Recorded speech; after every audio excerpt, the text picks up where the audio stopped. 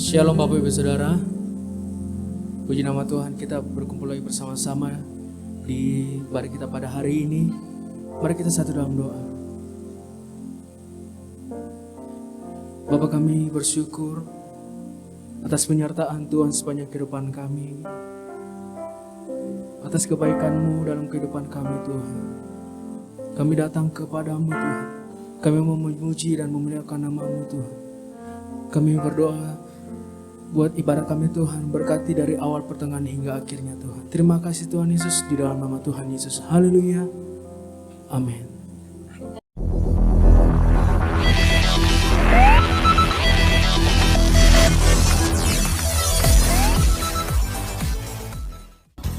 MCC Women akan diadakan pada hari Rabu, 9 Maret 2022 jam setengah 7 malam melalui aplikasi Zoom dengan tema Kesehatan Organ Khusus Wanita. Cool Prayer and Worship diadakan setiap hari Jumat secara onsite di setiap masing-masing cool.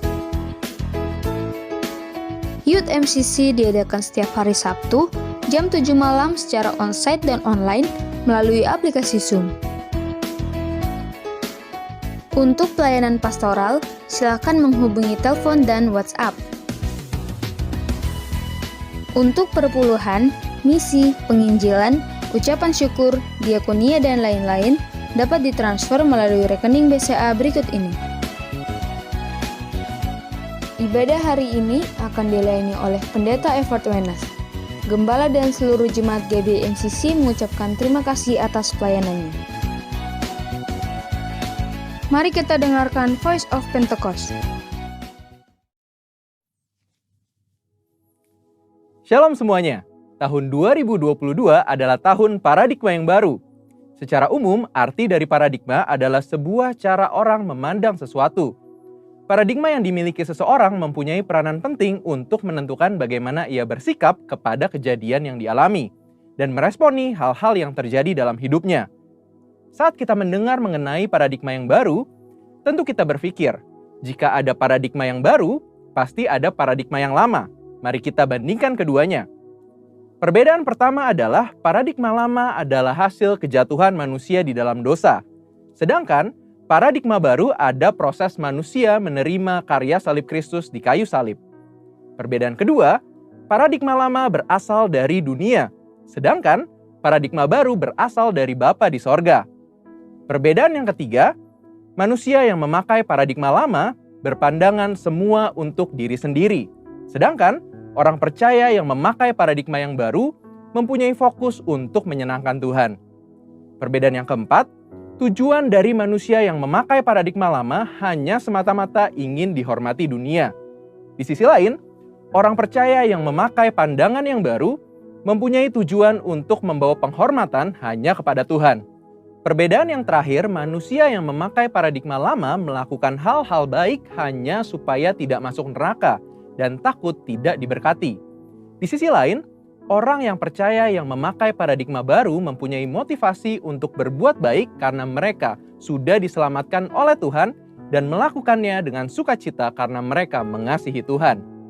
Jadi, setelah kita mengetahui perbandingan antara paradigma lama dengan paradigma baru di dalam Tuhan, tentu kita ingin hidup di dalam paradigma baru. Pertanyaannya, bagaimana kita bisa hidup dalam paradigma yang baru di dalam Tuhan? Yuk kita lihat contoh dari seorang bernama Zakheus. Zakheus adalah seorang pemungut cukai yang hidup di kota Yeriko, di mana pada zaman itu pemungut cukai dipandang hina karena dianggap melakukan pemerasan. Namun suatu kali, saat mendengar Yesus datang ke kotanya, dia memanjat sebuah pohon supaya bisa melihat Yesus. Perjumpaan dengan Yesus terjadi saat itu. Setelah bertemu dengan Tuhan Yesus, paradigmanya berubah. Tukang peras ini seketika menjadi murah hati. Saat itu juga dia berkata bahwa setengah harta miliknya akan diberikan kepada orang miskin. Dan jika ada yang pernah diperasnya, akan dikembalikan 4 kali lipat. Perubahan paradigma hanya bisa terjadi saat kita berjumpa secara pribadi dengan Tuhan Yesus. Kita tidak mampu dengan kekuatan kita sendiri. Bagaimana kita bisa mengalami perjumpaan dengan Dia? Pertama, tentu kita harus mengalami kelahiran baru. Apa itu kelahiran baru? Waktu kita mengakui dosa-dosa kita, menerima karya Tuhan Yesus yang mati di atas kayu salib untuk setiap kita, kemudian mengundang Tuhan Yesus untuk masuk ke dalam hati kita sebagai Tuhan dan Juru Selamat kita pribadi, dikatakan bahwa kita mengalami satu proses kelahiran baru yang supranatural. Firman Tuhan katakan bahwa orang-orang yang percaya dan menerima Tuhan Yesus diberikan kuasa untuk menjadi anak-anak Allah. Di samping itu, Tuhan Yesus mengatakan sebelum dia naik ke sorga bahwa kita tidak ditinggalkannya sendiri. Dia menjanjikan seorang penolong, yaitu Roh Kudus. Roh Kudus yang dicurahkan pada hari Pentakosta 2000 tahun yang lalu, kini ada bersama dengan kita. Bahkan sesuai dengan yang disampaikan oleh gembala pembina kita Pak Niko, bahwa kita sedang dalam masa Pentakosta yang ketiga, di mana Roh Kudus sedang dicurahkan dengan dahsyat yang akan membangkitkan generasi Yeremia yang mencintai Tuhan Yesus dan menghasilkan penuaian jiwa yang terbesar dan yang terakhir. Roh Kuduslah yang akan memberikan kuasa kepada setiap kita untuk mengalami perubahan paradigma. Seperti yang dikatakan oleh Rasul Paulus, supaya kita tidak menjadi serupa dengan dunia ini, tetapi berubah dalam pembaharuan budi sehingga kita dapat mengetahui kehendak Allah, apa yang baik, yang berkenan kepada Allah, dan yang sempurna. Inilah paradigma yang baru itu. Namun, selain kita mengalami perubahan paradigma karena menerima anugerah keselamatan di dalam Tuhan Yesus dan pertolongan Roh Kudus, kita juga perlu berusaha untuk tidak menjadi serupa dengan dunia ini. Hal penting yang harus kita ingat adalah kita hidup di dunia ini hanya sementara. Firman Tuhan katakan, dunia ini sedang lenyap dengan segala keinginannya, tetapi orang yang melakukan kehendak Allah tetap ada untuk selama-lamanya. Biarlah kita fokus kepada kekekalan dan hidup selalu untuk melakukan kehendak Allah. Satu lagi, kita mengalami perubahan paradigma saat kita membaca firman Tuhan atau Alkitab. Membaca Alkitab dengan tekun akan merubah cara pandang kita menjadi sesuai dengan kehendak Allah. Karena di dalam Alkitablah dituliskan semua kehendak Allah bagi setiap kita. Nah, karena kita sudah lahir baru, sudah menerima Roh Kudus dan kuasanya yang dahsyat di masa Pentakosta ketiga ini, yang perlu kita lakukan supaya memiliki paradigma yang baru ialah, yang pertama, hidup tidak serupa dengan dunia ini. Yang kedua, tekun membaca dan mempelajari Alkitab.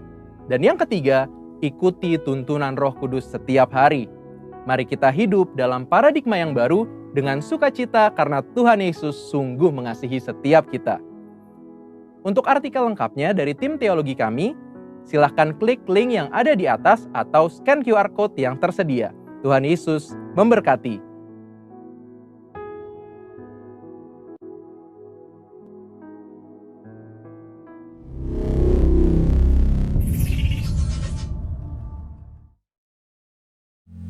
Puji nama Tuhan. Saudara kita bangkit berdiri Bapak Saudara. Mari kita memuji nama Tuhan pada hari ini. Kau terbesar dan mulia, ajaib semua perbuatanmu.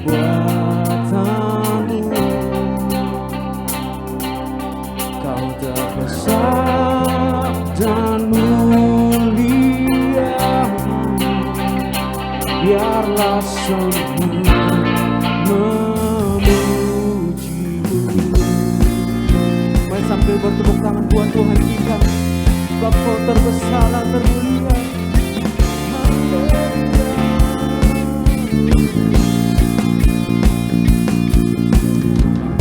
Aku memuji, segenap jiwa aku bernyanyi, karena Roh-Mu ada dalamku. Angkat tanganku memuji, ku angkat suara dan bernyanyi, karena Roh-Mu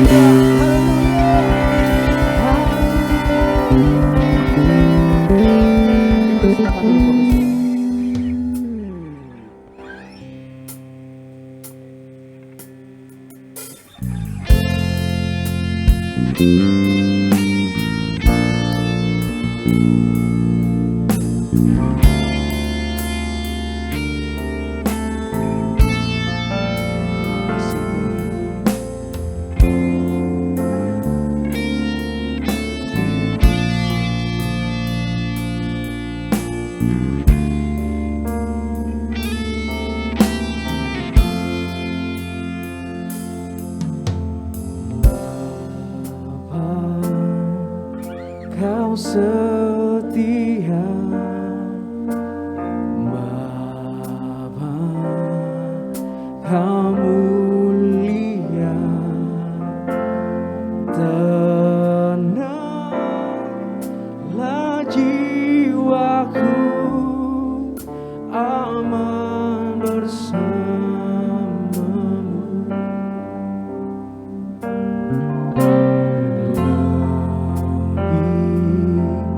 Dari harta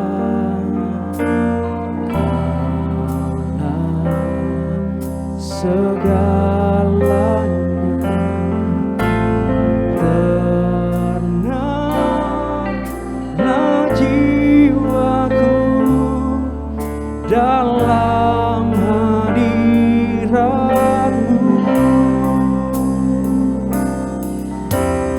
Tunjukkan kasih setiamu, menyediakan yang ku perlu. Kau setia, Kau mulia,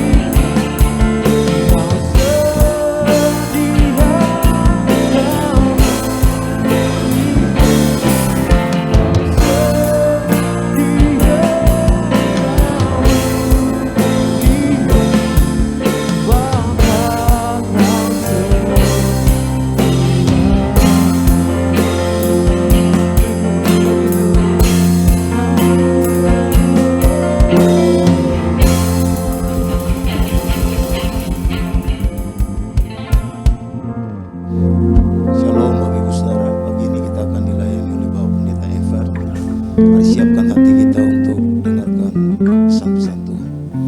Mari angkat tangan kita sekali lagi.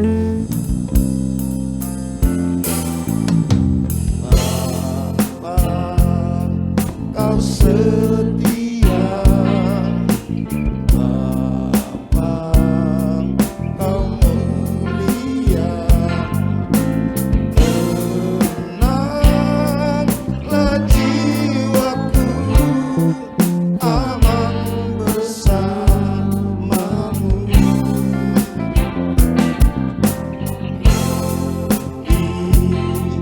Dari harta segalanya, tenanglah jiwaku dalam hadirat-Mu. Tunjukkan kasih setiamu, menyediakan yang ku perlu. Kau setia, Kau setia, Kau setia, sekali lagi. Kau setia, Kau mulia.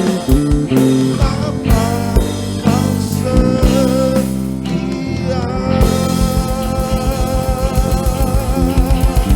Katakan haleluya. Haleluya. Haleluya.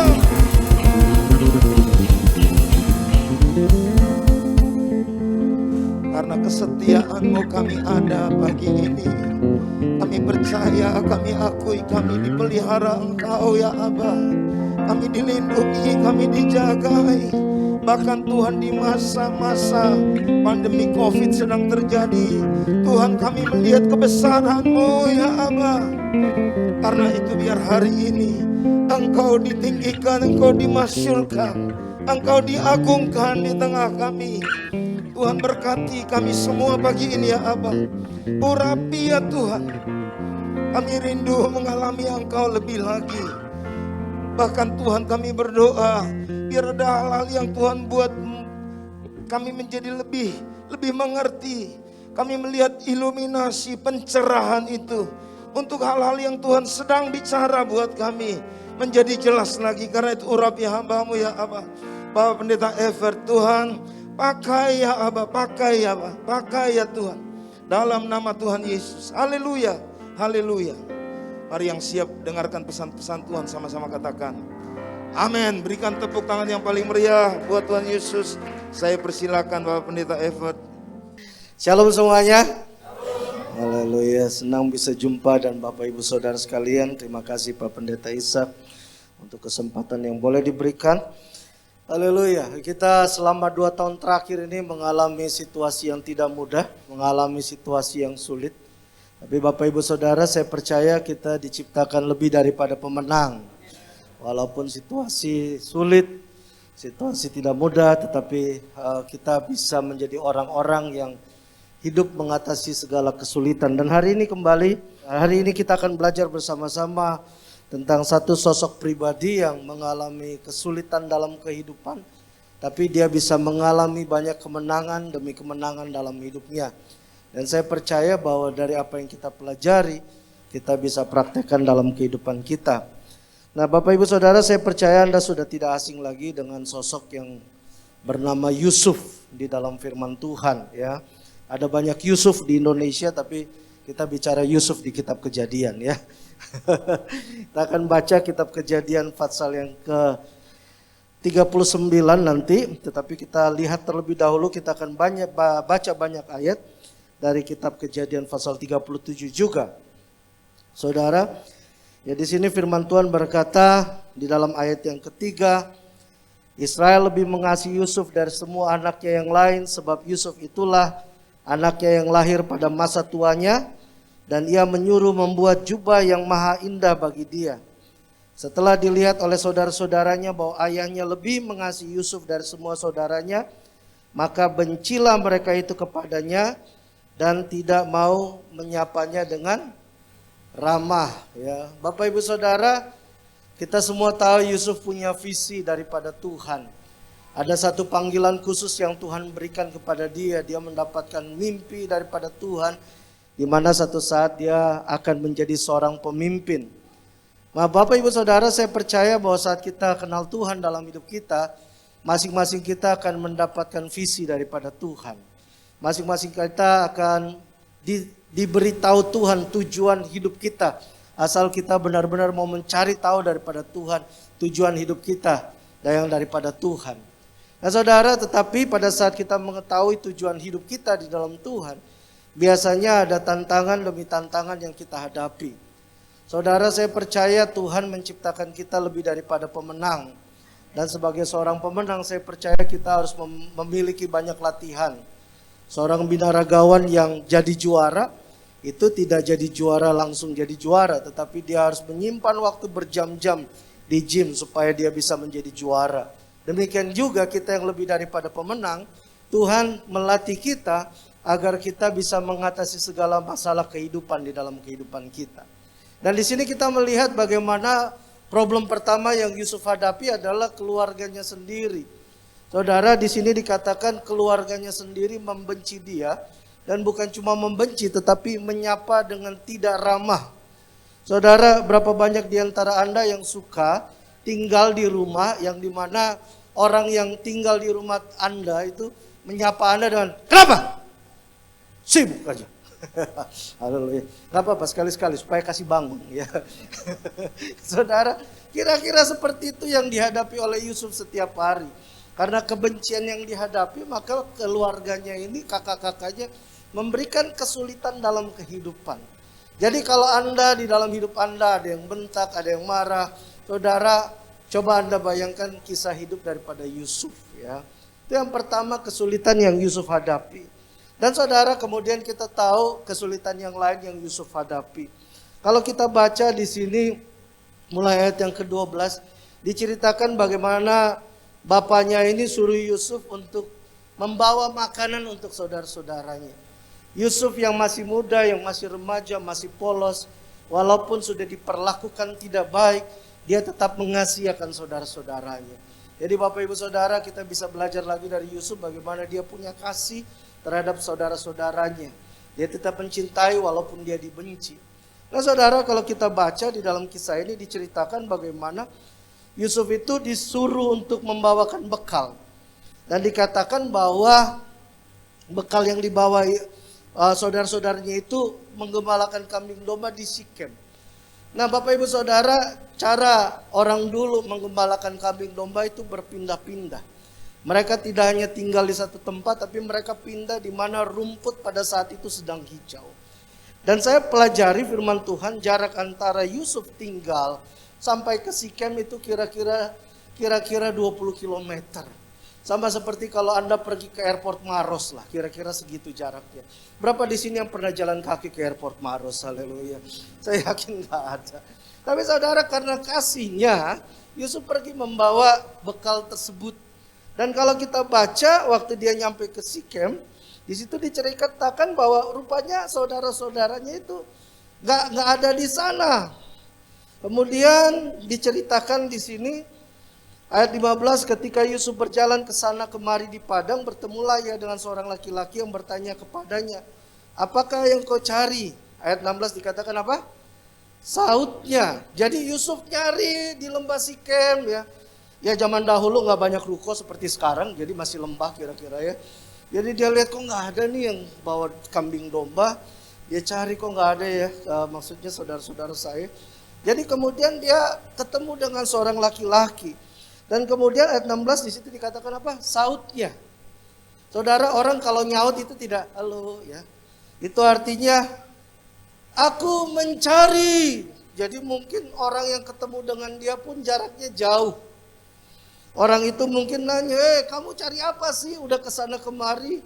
Dan kemudian Yusuf menyaut, aku mencari. Ya, saya pernah pelayanan di daerah-daerah yang pedalaman. Ya satu saat saya melayani ada beberapa keluarga dan kami ada di bukit sini dan kemudian orang tersebut datang dan kemudian bilang, Bapak tolong layani keluarga saya Pak. Di mana keluarga Bapak? Dekat Pak. Dia tunjuk, itu Pak ya.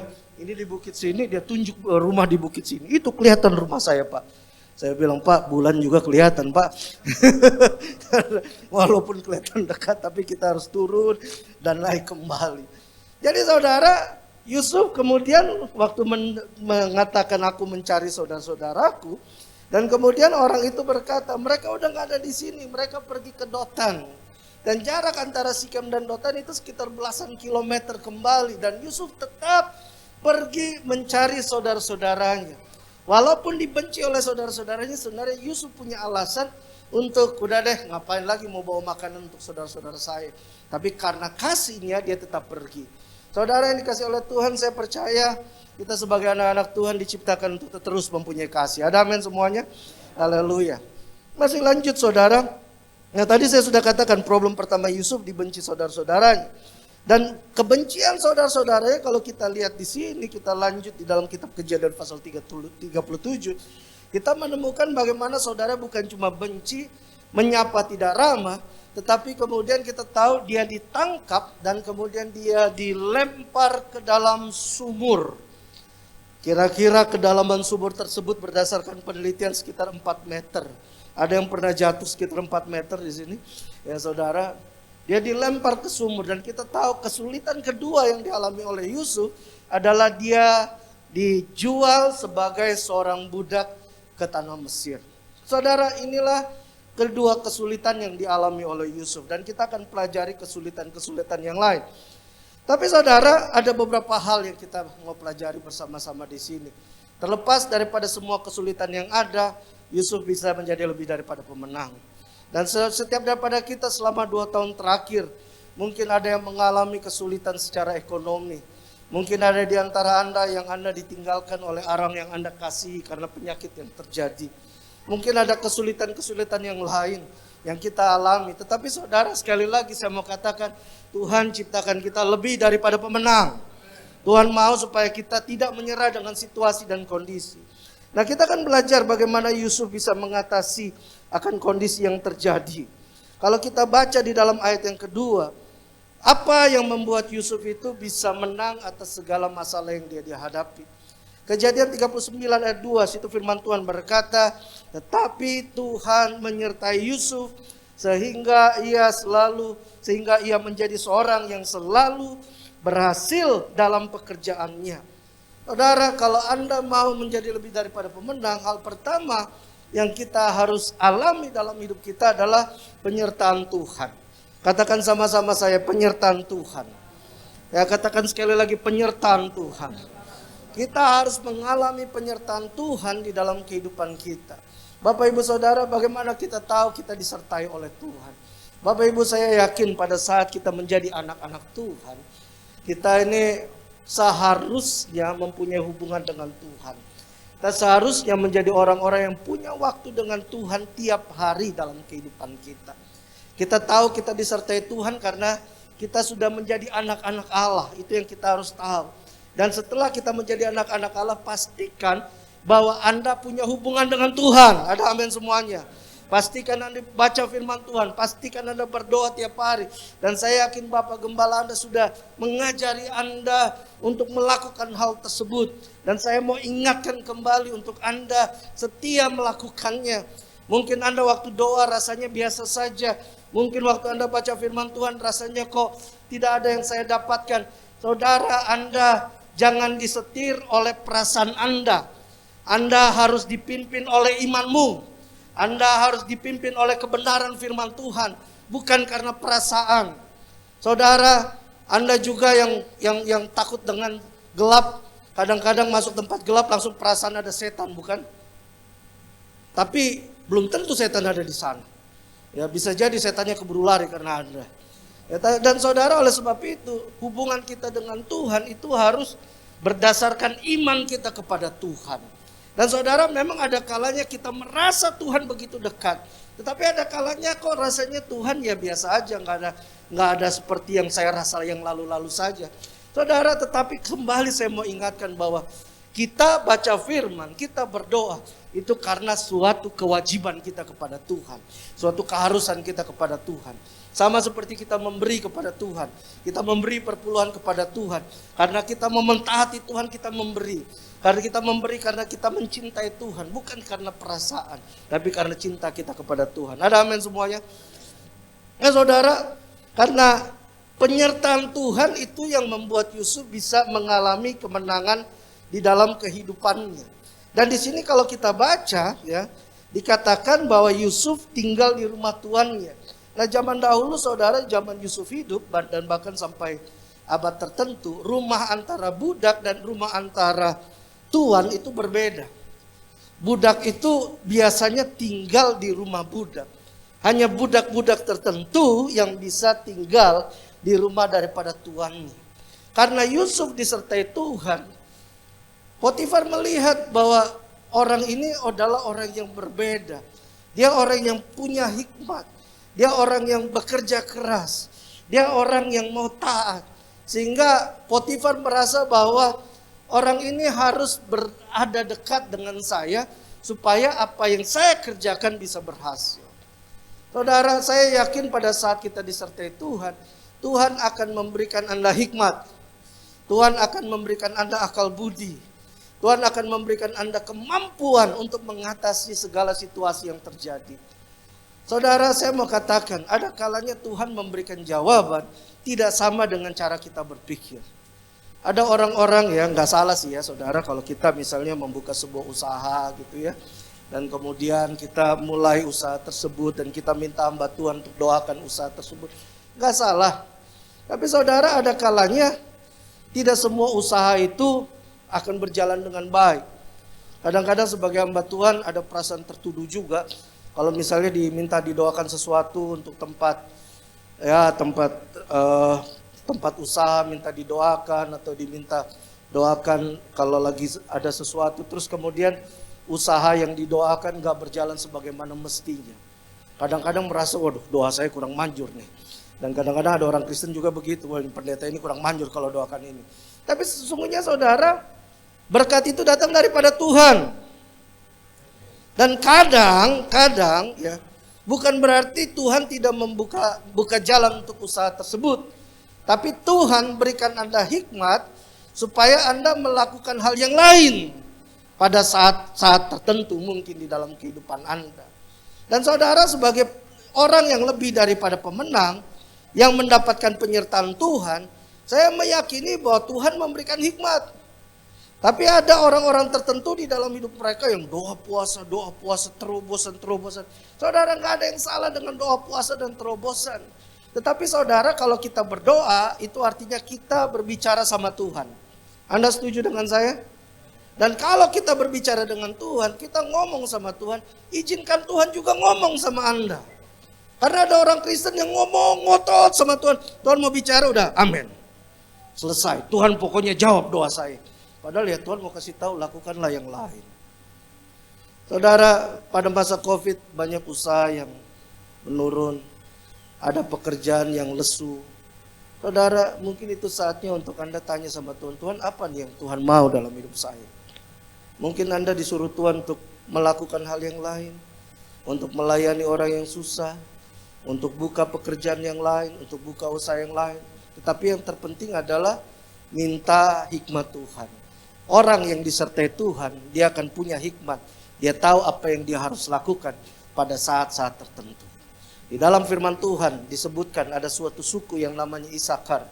Jumlah pasukan mereka cuma 200. Tetapi mereka punya hikmat Tuhan untuk tahu apa yang harus dilakukan pada momen-momen tertentu. Demikian juga kita sebagai anak-anak Tuhan, kita diberikan hikmat oleh Tuhan. Nah saudara, Yusuf ini disertai Tuhan sehingga dia disukai oleh bosnya karena dia punya hikmat tersebut dalam kehidupannya. Dia tahu apa yang harus dilakukan, dia tahu tindakan apa yang harus dibuat pada saat dia sedang ada dalam kesulitan. Dan saudara, kalau kita pelajari dari kisah Yusuf, selain dia disertai Tuhan, poin yang kedua kalau kita pelajari ya, saudara, dia adalah orang yang setia. Tadi saya sudah ceritakan bagaimana dia mengasihi saudara-saudaranya. Dan dia juga rajin. Dia kerja keras, dia tidak menyalahgunakan wewenangnya. sebagai seorang budak. Saudara, Anda bayangkan, dia barusan dijual oleh saudara-saudaranya menjadi seorang budak, tetapi dia tidak mengizinkan dirinya untuk terus berada dalam tekanan. Dia tetap terus berusaha melakukan yang terbaik dalam hidupnya. Kalau Anda usaha, Anda lesu, pekerjaan Anda tidak baik, terus lakukan yang terbaik untuk Tuhan. Amin. Terus bekerja yang terbaik untuk Tuhan. Jangan biarkan tekanan membuat hidupmu tidak bisa buat apa-apa. Saudara, kemudian kalau kita lihat hidup Yusuf, ya, setelah dia bekerja keras, dia mendapatkan promosi. Kalau kita baca dalam ayat-ayat selanjutnya diceritakan bagaimana tuannya tidak lagi melakukan apa-apa dan semuanya diberikan kepada Yusuf. Dan kemudian kita tahu cerita bagaimana Yusuf digoda oleh istri Potifar. Dan kemudian Yusuf mendapatkan promosi. Promosinya apa? Dia berada dari satu tempat yang sulit ke tempat yang jauh lebih sulit. Seringkali kalau kita ngomong promosi, kita bicara tentang pekerjaan saya diberkati luar biasa. Usaha saya naik 10 kali lipat waktu saya bekerja. Dan kemudian pokoknya semua kebaikan Tuhan, semua hal yang baik kita ceritakan. Mengapa saya katakan Yusuf mendapat promosi? Karena sebenarnya dia berada di rumah Potifar sebagai seorang budak. Dia adalah terang di rumah daripada Potifar. Dan tempat itu adalah tempat yang sulit. Kalau saya katakan dia mendapatkan promosi karena dia dimasukkan ke dalam penjara dan tempat tersebut lebih gelap daripada rumah Potifar. Dia berada di sana untuk kembali menceritakan tentang Tuhan, memperlihatkan siapa Tuhan kepada orang-orang di sana. Banyak orang Kristen yang hanya karena mau hidup enak, yang hanya tahu firman tentang berkat Tuhan, yang hanya tahu firman tentang penyertaan Tuhan, pertolongan Tuhan, tapi sulit untuk menghadapi masa-masa yang kelam dalam hidupnya. Saudara, Yusuf kita lihat di sini dari seorang budak dia harus menjadi seorang tahanan. Dia mengalami situasi dari yang sulit menjadi lebih sulit lagi. Dia bukan hanya dijual oleh saudara-saudaranya, dia difitnah oleh atasannya dan sampai akhirnya dia menjadi seorang tahanan. Dan Bapak Ibu Saudara, kalau kita membaca kisah Yusuf selanjutnya, kita menemukan Yusuf tetap bekerja keras. Yusuf tetap melakukan yang terbaik. Banyak orang pada saat mengalami kesulitan, mereka akan berkata, Tuhan, mengapa Engkau izinkan seperti ini? Kita akan telepon Bapak Pendeta kita berkata, kenapa Tuhan modelnya seperti ini? Kenapa Tuhan membuat usaha saya bangkrut? Mengapa Tuhan membuat pekerjaan saya seperti ini? Mengapa saya harus kehilangan orang-orang yang saya kasihi? Saudara, di masa COVID, ya kita tahu ada orang-orang yang mengalami stres, mengalami kegagalan. Dan itu bukan cuma orang yang belum percaya. Orang yang sudah percaya pun mengalami hal yang demikian. Mengapa mereka mengalami hal tersebut? Karena mereka lupa bahwa sebenarnya Tuhan tidak selalu menjanjikan cuaca yang cerah. Tuhan tidak selalu menjanjikan laut yang teduh. Tuhan berkata bahwa ada waktunya kita harus melewati lembah yang kelam.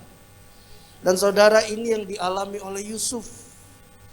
Dan saudara, sesungguhnya Tuhan bawa Yusuf ke penjara karena sesungguhnya Yusuf tidak jauh dari rencana Tuhan, di mana dia akan diangkat oleh Tuhan ke tempat yang tinggi. Saudara, hal yang kedua yang membuat Yusuf bisa menjadi lebih daripada pemenang, saya sudah katakan tadi, dia bekerja keras. Ya, kalau kita lihat di dalam ayat-ayat selanjutnya dari Kejadian pasal 39 ayat 21, di situ dikatakan, tetapi Tuhan menyertai Yusuf dan melimpahkan kasih setianya kepadanya dan membuat Yusuf kesayangan bagi kepala penjara itu. Sebab itu kepala penjara mempercayakan semua tahanan dalam penjara itu kepada Yusuf. Dan segala pekerjaan yang harus dilakukan di situ, siapa yang mengurusnya? Yusuf yang mengurusnya. Jadi Yusuf waktu di penjara pun tidak stres, merenung. Tuhan, mengapa ini terjadi? Tidak. Dia bangkit. Ada amin semuanya. Dia bangkit. Dia tidak mau menyerah. Walaupun dia difitnah, walaupun dia dijual, dia bisa punya perasaan, ini kurang ajar saudara-saudaraku. Karena mereka jual saya akhirnya di sini. Dia bisa komplain seperti itu. Tapi kita lihat bagaimana Yusuf tidak melakukan itu. Ya, terus melakukan apa yang menjadi kehendak Tuhan. Dan saudara, Yusuf ini bukan orang biasa. Kalau kita baca dalam 23, kepala penjara tidak mencampuri segala yang dipercayakannya kepada Yusuf. Karena apa yang Yusuf buat selalu berhasil. Dan saudara, hal yang ketiga yang kita bisa pelajari kalau kita mau menjadi lebih daripada pemenang. Saya pelajari Yusuf itu waktu di penjara, dia tidak hanya bekerja sebagai orang yang bisa melayani semua tahanan di dalam, dan penjara tersebut khusus untuk tahanan-tahanan raja. Jadi itu adalah penjara yang elit. Yang dalam pengertian ya, kalau di Indonesia saat ini ya penjara tahanan KPK lah, kira-kira seperti itu. Karena kan kalau tahanan KPK kan gubernur semua ya. Terus kemudian anggota dewan ya, nggak ada maling ayam di sana, nggak ada ya. Nggak ada yang selingkuh dengan istri, nggak ada. Ya, tetapi tahanan-tahanan elit. Nah, Yusuf kira-kira ditaruh di situ. Dan saudara, saya pelajari Yusuf rupanya waktu di dalam sana, dia nggak menyesali dirinya, dia nggak cuma bekerja, tapi dia belajar. Sekali lagi saya ulangi, dia belajar. Apa yang dia pelajari? Dengan tahanan-tahanan raja, dia bisa ngobrol-ngobrol tentang ilmu-ilmu yang mereka punya. Saudara, zaman dulu nggak ada Universitas Ciputra, nggak ada Pelita Harapan, nggak ada tempat kuliah di Malaysia, di Singapura, di Amerika, nggak ada. Ilmu hanya bisa didapatkan dari perbincangan satu sama lain. Itu yang Yusuf dapatkan waktu di sana. Jadi Yusuf waktu di dalam penjara dia melayani sambil tukar ilmu. Saudara, di masa COVID ini 2 tahun, jangan biarkan waktu berlalu. Seringkali kita berpikir bahwa saya udah tua, udah gak bisa ngapa-ngapain, otak udah kaku. Saudara, kita hidup di zaman dimana semua hal bisa dipelajari. Semua hal bisa dilakukan.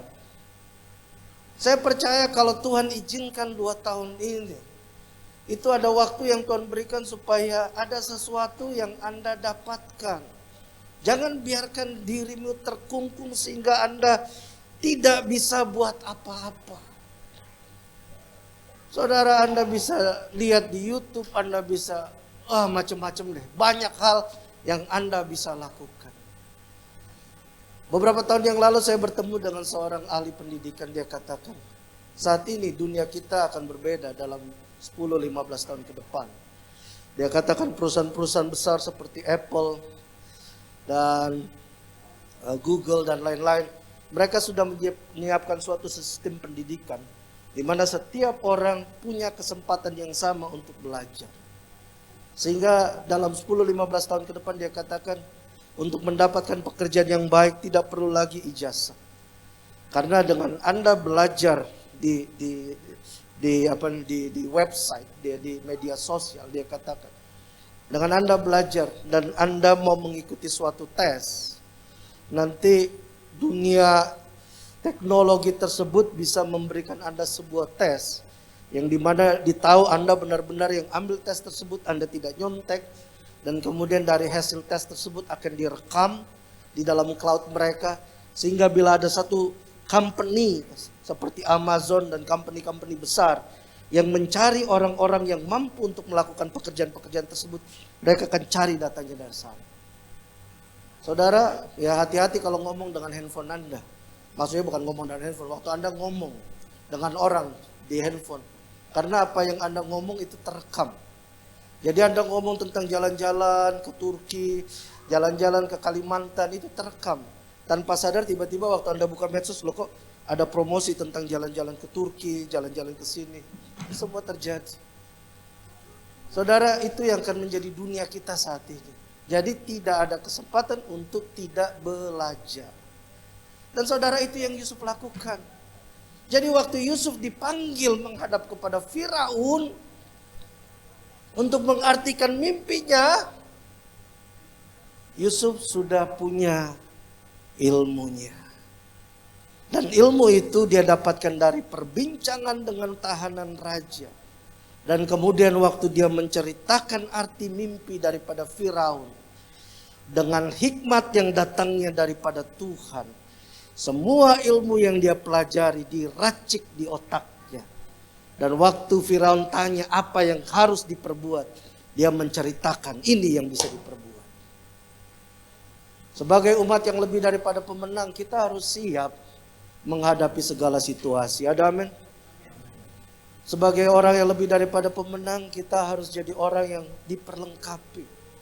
Saudara, mari kita jadi orang-orang yang naik standar. Tuhan sudah penuhi kita dengan Roh Kudus-Nya. Tuhan sudah penuhi kita dengan hikmat-Nya. Dan gunakan itu semua. Saya berdoa supaya setiap daripada orang percaya di tempat ini, Anda yang punya usaha, Anda jadi orang-orang yang usaha Anda dipandang oleh orang, bahwa orang ini berbeda. Anda yang punya pekerjaan, saya berdoa supaya setiap daripada Anda, di pekerjaan Anda punya spesialisasi yang membuat orang selalu terkagum-kagum. Anda sudah bagi ilmu sama mereka, tapi tetap aja ada hikmat daripada Tuhan. Demikian juga dengan ibu-ibu rumah tangga. Saya berdoa supaya hikmat Tuhan untuk mendidik anak-anak Anda, hikmat Tuhan untuk bisa membuat resep-resep baru, itu terlahir lewat hidup Anda. Saudara, kalau Yusuf setelah 17 tahun dalam hidupnya dia bisa menjadi wakil daripada Firaun, saya percaya setiap daripada hidup kita juga, kita akan dipakai Tuhan secara luar biasa. Kita tundukkan kepala kita bersama-sama. Haleluya Tuhan Yesus. Terima kasih ya Tuhan untuk semua kebaikan Tuhan, untuk kasih setia Tuhan. Bapak, kami berdoa saat ini, kalau Engkau boleh pakai Yusuf Tuhan, Engkau juga boleh pakai kami Tuhan. Kami percaya ya Tuhan Yesus, Engkau ciptakan kami Tuhan untuk menjadi umat yang lebih daripada pemenang. Baik yang saat ini mendengarkan firman secara live maupun yang mendengarkan firman di tempat ini. Kami berdoa di dalam nama Yesus, biar firman tersebut tidak lari dengan sia-sia, tetapi firman tersebut tertabur, berakar, bertumbuh, serta berbuah dengan lebat Tuhan.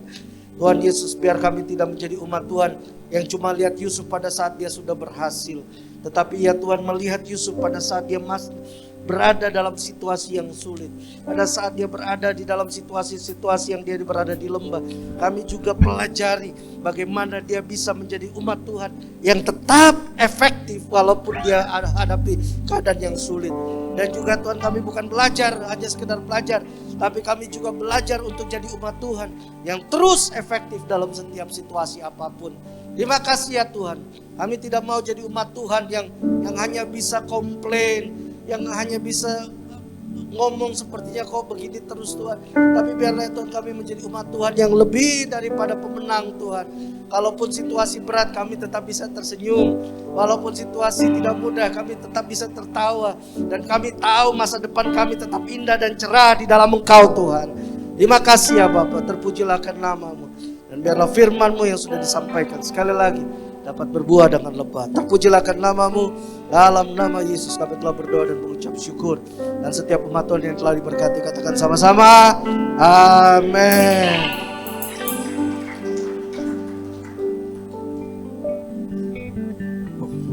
Bapak Saudara, kita akan masuk dalam memberikan persembahan.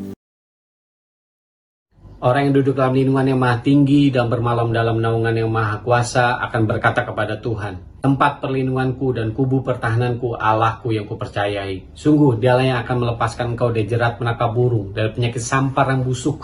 Dengan kepaknya ia akan melindungi engkau. Di bawah sayapnya engkau akan berlindung. Kesetiaannya ialah perisai dan pagar tembok. Engkau tak usah takut terhadap kedahsyatan malam, terhadap panah yang terbang di waktu siang, terhadap penyakit sampar yang berjalan di dalam gelap, terhadap penyakit menular yang mengamuk di waktu petang. Walau 1.000 orang rebah di sisimu dan 10.000 di sebelah kananmu, tetapi itu tidak akan menimpamu. Engkau hanya menontonnya dengan matamu sendiri dan melihat pembalasan terhadap orang-orang fasik. Sebab Tuhan ialah tempat perlindunganmu. Yang Maha Tinggi telah kau buat tempat perteduhanmu. Malapetaka tidak akan menimpa kamu, dan tulah tidak akan mendekat kepada kemahmu. Sebab malaikat-malaikatnya akan diperintahkannya kepadamu untuk menjaga engkau di segala jalanmu. Mereka akan menatang engkau di atas tangannya, supaya kakimu jangan terhantuk kepada batu. Singa dan ular tedung akan kau langkahi, engkau akan menginjak anak singa dan ular naga. Sungguh, hatinya melekat kepadaku, maka aku akan meluputkannya. Aku akan membentenginya, sebab ia mengenal namaku. Bila ia berseru kepadaku, aku akan menjawab. Aku akan menyertai dia dalam kesesakan. Aku akan meluputkannya dan memuliakannya. Dengan panjang umur akan kukenyangkan dia, dan akan kuperlihatkan kepadanya keselamatan daripadaku. Mari kita deklarasikan Pentakosta ketiga.